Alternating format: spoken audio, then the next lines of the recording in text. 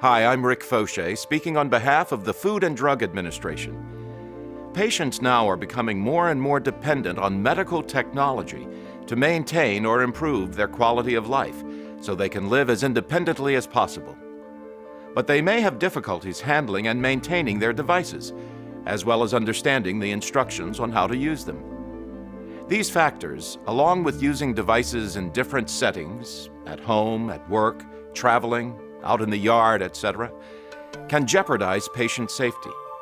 So here are some helpful tips for anyone using a CPAP or caring for someone who does. The CPAP, or Continuous Positive Airway Pressure Device, is a widely used device that can often be problematic to operate, clean, and maintain.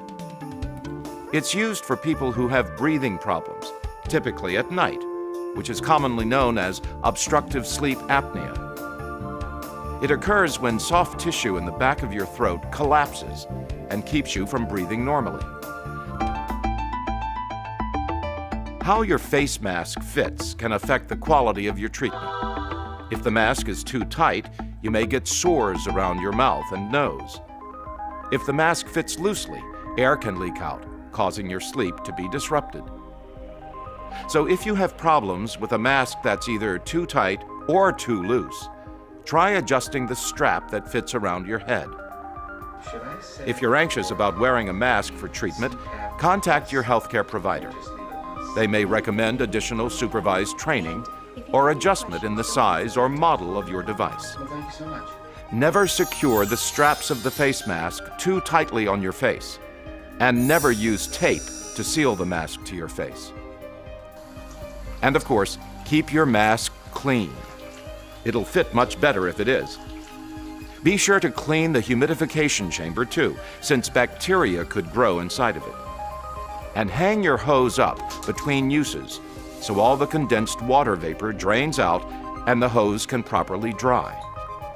Using detergents that contain conditioners or moisturizers to clean your face mask may cause residue buildup. So follow your manufacturer's recommendations in the labeling or package insert about the daily care and storage of your device.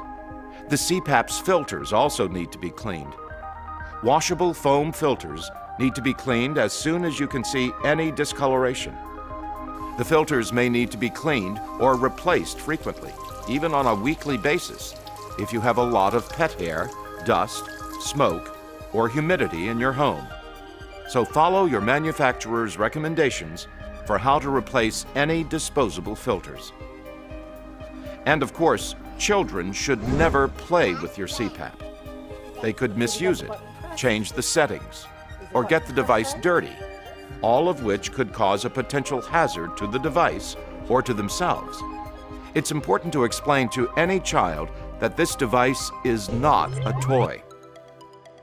Now, the CPAP is prescribed to deliver a certain amount of airflow into your body. This is called the pressure. Never attempt to change the pressure that your CPAP delivers. The pressure is prescribed by your healthcare provider and is directly related to your care.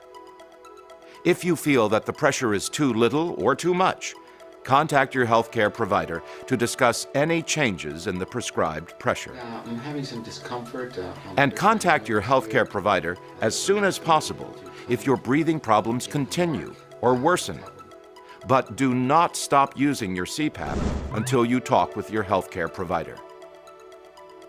Knowing how to operate and maintain your CPAP is essential, so always keep the following information available: the correct name of your device, the name of the manufacturer of your device, contact information for your healthcare provider or distributor of the device, and support systems in place for emergencies like loss of power, battery failure, or malfunctions.